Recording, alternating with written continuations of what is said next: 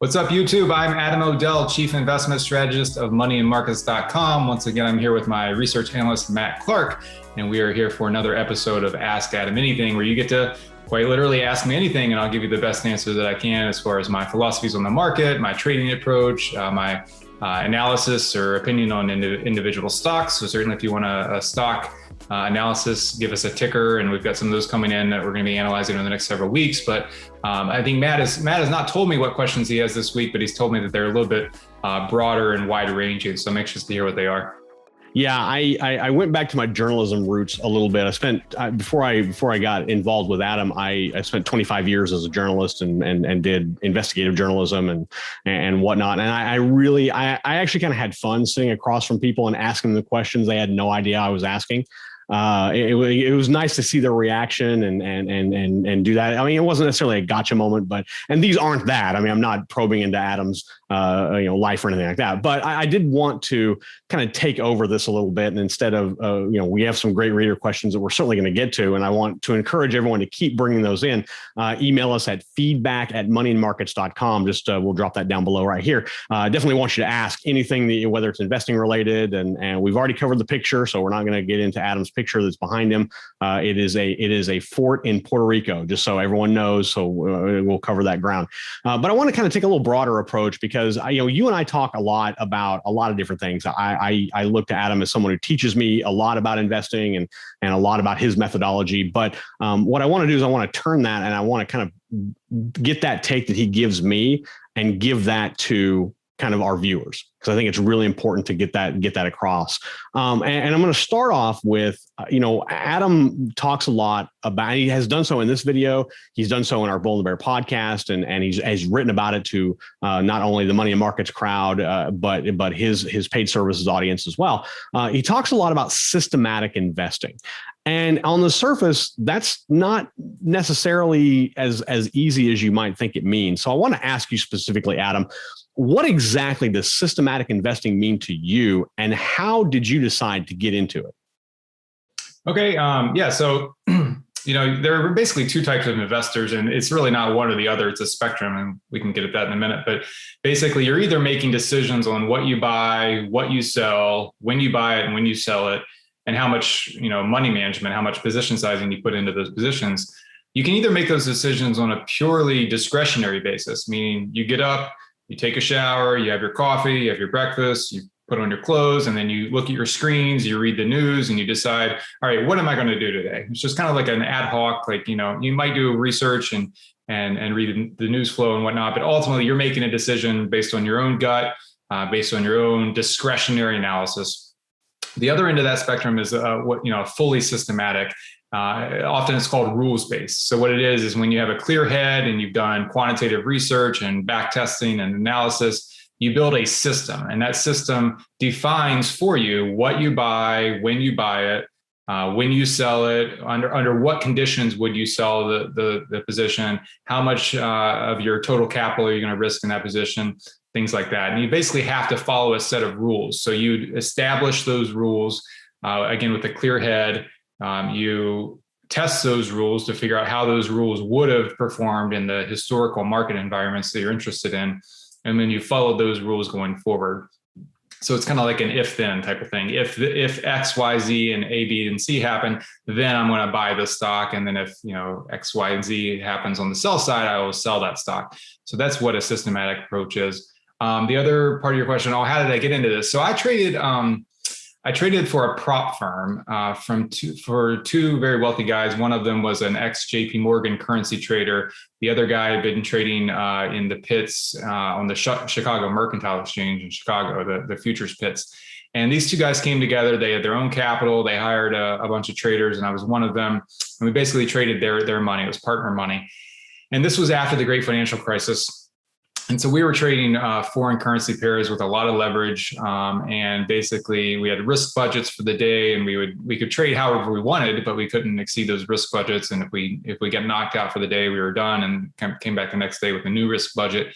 And so basically, I was watching these two guys. They traded their own money alongside of us, okay, and so they could not have had more different approaches. So one of them, I'm not going to name him by name, but I'll call call one of them Rich and one of them Steve. And Rich was the discretionary guy. He basically, his claim to fame was that he didn't have to sleep more than 3 or 4 hours a day. He read the Bloomberg terminal news every single minute of the day. He just basically never slept. And that's all he did, was read the news flow. And he just kind of had a feel for when that news flow was going to cause price trends in the market. And he would make purely discretionary trades. And he was either having a good day or a bad day. If he was having a good day, you knew it. If he was having a bad day, his wife would call and he would just not be so nice to her. And it was very much an emotional roller coaster watching Rich trade. Very successful, but ultimately there's a lot of ups and downs.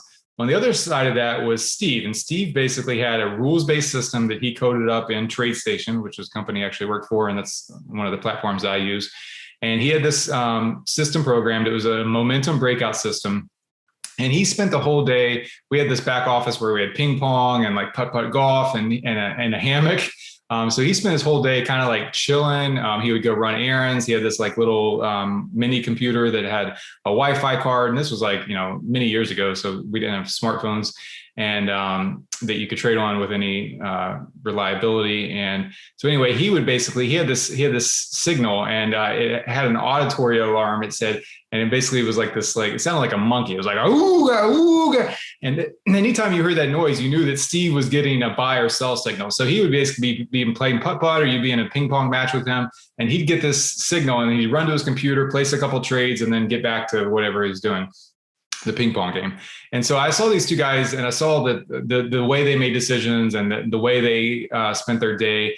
And really, I gravitated toward the rules-based systematic side of the trading because I realized that it was a lot less pressure and stress emotionally and psychologically on a day-to-day decision-making process. You could actually find rules and risk premia in the market that were persistent, and then you could codify those in a computer programming language, and then you could follow those rules with some level of discipline. And that was a much, much better way to not only have consistency of results, but have a better quality of life. So I certainly gravitated toward that rules-based systematic way of investing from that experience, basically watching Rich and Steve side by side on the trading screens all day long and seeing which one of those approaches resonated with me. So I said there is a spectrum. You can be fully discretionary, fully systematic, or there's something in between where I would call it like system informed, where you're still kind of making some discretionary decisions, but it is based on a systematic model and you have something of a checklist. So I'm going to relish the day that I got Adam O'Dell to sound like a monkey on video. Don't think for 1 minute this is not going into my archive, and I'm not going to not remember that, and probably bring it up on numerous occasions. So, and that's good, and that kind of relates to my next question, and that is, there is a lot of man versus machine talk in terms of trading, and there's a debate that is it best to, kind of be on one end of the spectrum you mentioned, or to be on the other end of that spectrum? And I guess my question is not so much that, but more so, is there room in investment management for discretionary decisions, or should everything be systemized and run by algorithms or machines or things like that? What is there a balance there? Yeah, absolutely. And I'm not surprised, but I think I like that you use the word balance. To me, I really like finding what I call Goldilocks sweet spots between a spectrum. So not being on one side of the spectrum or the other side, but finding a balance Goldilocks area there in the middle. And that's really what the system informed area of the spectrum is. So I actually run, a number of paid services where we have subscribers that pay an annual subscription fee to read my alerts and my analysis and my commentary and get my model portfolios. And those most of those are system informed. They're not fully systematic. I do run one program that is fully systematic. It's been running for 5 years. I've cheated on that model, basically done a discretionary override of the model maybe 4 times in 5 years. So very, very rarely. That's probably another discussion for another day. But that model is fully systematic. We're either long the market or we're short the market. We're actually long volatility when we're in risk off mode. But again, that's another discussion. But we're either long or short the market, essentially, and it is a fully systematic approach. I log in, to my system once a day at the end of the trade, at the end of the trading day, and I either get a signal to switch positions or I don't. So that's a fully systematic market timing approach. But my other services, it's more in the middle of that spectrum where it's system informed. So for example, I run an options trading program. It's called Home Run Profits. And I've been running that since 2012. So going on 10 years now. And basically we hold anywhere from 5 to 6 to 7 positions at one time. These are long options positions where we buy an option contract and we're looking for the convexity, the asymmetry of risk and return. And we hold those positions from anywhere from 2 to 3 months, sometimes a bit longer, maybe up to 5 months if we get kind of like a runner where the momentum just keeps on going. And then we just kind of rinse and repeat. We're constantly looking for which sectors of the market are showing above average momentum relative to the S&P 500, for example. And we're just kind of rotating in each new hot sector. So that approach kind of has to be system informed. It can't be fully automatic. It can be fully systematic. So what we do is, I have kind of like a checklist. If you study what pilots do, pilots have a checklist. So they don't run on autopilot the whole time. There is discretionary decision making within that process. The pilots actually do make some decisions on their own, but they make those decisions within a very rigid checklist. So they kind of go down their checklist and check off all the different decisions they need to make, from getting the plane going, to getting up in the air, to flying at altitude, to coming back down and landing.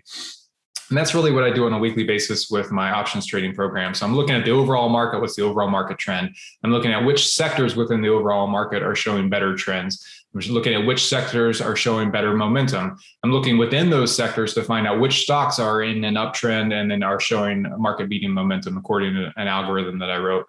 So I do have a model that I follow, but I can't necessarily make a trade recommendation on every single stock that comes out of that model. So on a given week, you know this because you run a lot of my analysis.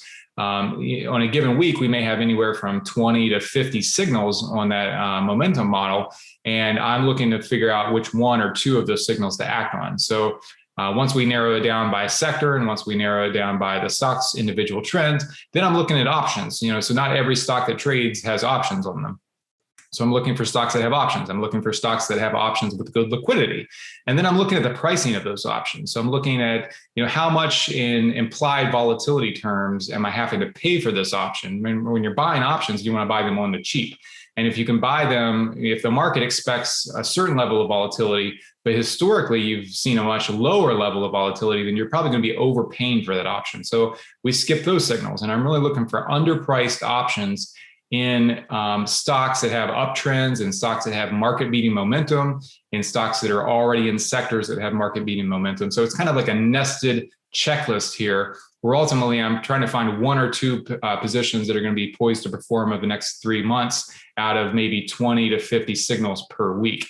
So that's kind of a good example, I think, of the interaction between man and machine, between a machine, an algorithm, a model that tells me which stocks are poised to perform, but then I'm using some of my discretionary experience and some analysis. Frankly, when you're looking at the options market, there's so much data for each option chain and each option strike price and each option expiration and all the different Greeks that you look at. It's really hard to fully systematize that type of a trading approach. So there is some discretionary decision making in that process. So for me, that's the sweet spot, using a model to narrow down the list of opportunities that are in a given opportunity set on any given day or week, and then using my own discretion and experience to whittle those down and kind of hand pick and curate really the best of the best there. And we actually do that in Green Zone Fortunes as well. Green Zone Fortunes is our kind of introductory newsletter where once a month we offer an 8-page recommendation on one specific stock to add to our portfolio, our model portfolio. And that's also system informed. We get more signals than we're able to act on. But we use a 6 factors, green zone rating model where we look at 6 factors that are known to drive performance in market beating stocks: momentum, size, volatility. Those are the technicals. Value, quality, and growth. Those are the fundamentals. And we look for, strong bullish stocks. And then, so that's kind of the screening process there. And then we, as you know, we have to kind of hand pick and hand curate which of those stocks actually make it into our model portfolio. So, and there's actually even another level of discretionary overlay there. I'd say about 80% of the stocks that we put into that portfolio are very well rated based on that 6-factor model. The other 20% are a little bit more speculative, and that's because they can't actually be rated on that model. And that may be, most of the time, it's because it's a newer company. So a company that's just come to market in the last year, or that IPO'd maybe 2 or 3 or 4 or 5 years ago, they don't have the full length of track record of operating statistics that my model looks at. My model actually looks back on some of its metrics 10 years. So if a company hasn't been operating for 10 years, then it's not going to rate that well on the model. And it's you really need to look past the model and use some more discretionary types of analyses to rate that opportunity. So we made the decision internally, as you know, that we're not going to overlook really good opportunities just because they don't have 10 years worth of history and because they don't rate a 95 out of 100 on our model. For that kind of 20% of our positions, we're going to look through the model. We're going to look beyond it and really roll up our sleeves and do the due diligence that we need to do to figure out if this is worth making an investment. And really that 20% of stock recommendations kind of resemble a venture capital model where, when you make a venture capital investment, you don't have a long operating history on the founder and the company. So you kind of have to make some assumptions about the future. And it's more of a speculation than an investment, so to speak. And you end up having a low win rate. You don't win a majority of those type of speculative investments, but when you do win, you win basically more, many multiples of what you would lose. So, one really, really good pick can make up for several losses. So that's kind of what we do there. But I think it's a long-winded answer, but I think hopefully you see that I'm a systematic investor, but I figured out how to add a layer of discretion there and use kind of a combination of man and machine, so to speak. And not to be entirely self-serving for what we do, but I will tell everyone that Adam's approach works. And I know that because I have the ability to look at the numbers every single day. I mean, I look at them every day. I'm one of those guys. I'm staring at the model and I'm looking to see what our positions are doing. And I can tell you that all 3 of the services that Adam provides all have winners. They all do. So what that tells me is that it's not, he's not just throwing something at a dartboard and hoping it sticks. Using this approach of balance between a system and discretionary analysis does work. And I would encourage anyone to, check out his services. Go to moneymarkets.com. You can click on the link that says premium services, and you can find out much, much more about each one of the 3 that we have that we have right now. We have others that we're working on as well. And we encourage you to look at that. I mean, they are very simplistic, and Adam does a great job of explaining, much like he just did here in terms of systematic investing. And he got to sound like a monkey. So I think overall today, a big win, and a big win for me because I got to hear Adam sound like a monkey. So again, I kind of hijacked this one. I took this one over, and I apologize for that, but I felt like this was something that I kind of wanted to get out there and get Adam's take on and get that out to everyone. So again, I do encourage you to check out his premium services. It's moneymarkets.com. Just click on the tab up top that says premium services, and you'll be able to see how you can get more information on each one of those, whatever you might be interested in. We've got Green Zone Fortunes, which is kind of our flagship. We have Home Run Profits, which is options trading. And then we have 10X Profits, which is another service on top of that. So just check out those and see what might work for you. If you have a comment or question or anything like that, you can comment below on our YouTube channel, or you can email me. Just email us at feedback@moneymarkets.com. Drop that email address right down there. And you can ask Adam anything you like, anything involving stocks, involving a sector, involving something maybe that's going on in the news that you want more information about, whatever that might be. I will ask him, and we will get his first person perspective on those topics, stocks, or other investment information. So that's what I have for you, Adam. Appreciate your time and taking these questions, and look forward to doing it again here very soon. Me as well, Matt. Thanks so much. Take care.